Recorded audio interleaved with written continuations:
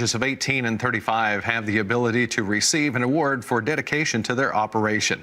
The Arkansas Farm Bureau takes us to meet the Groves family and one of the Young Farmers and Ranchers Achievement Award finalists. And we'll have that story a little bit later. But first, let's check in with Sarah Mock as she has more information.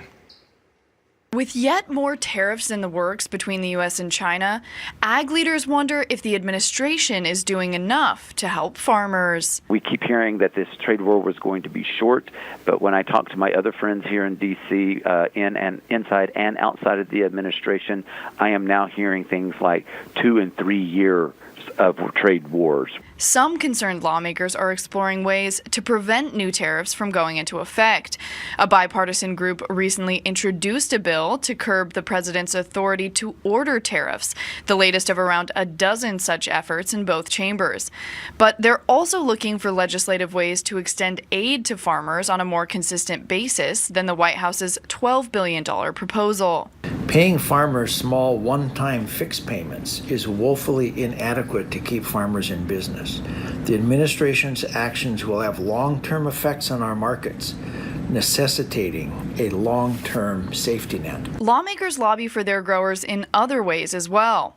The California delegation recently wrote a letter to the USDA asking that the high-value crops grown in their state be treated more like Midwest commodities, saying, quote, any program that is focused on direct payments should be constructed in a way that can also work for the growers of specialty crop commodities, including nuts, fruits, leafy greens, and potatoes. Though the secretary previously indicated that payments would be limited to traditional row crops.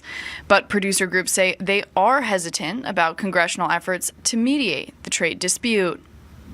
Whether or not either of those bills are going to garner much support or be able to move forward, I'm not sure. I will say, though, that we are looking at them to see what the implications of those would be and to make sure there's not any unintended consequences, but it is something that we're looking at as a way to bring Congress back into this discussion where it is not just strictly up to the administration. In addition to working with both Congress and the administration on ways forward for American farmers, producer groups say they're also focused on exploring alternative markets for their crops, both domestically and abroad. For RFD-TV, I'm Sarah Mock in Washington. The public comment period for the updated tariff plan will extend through September the 5th. Public hearings on the proposal will be held August 20th through the 23rd. Well, meteorologists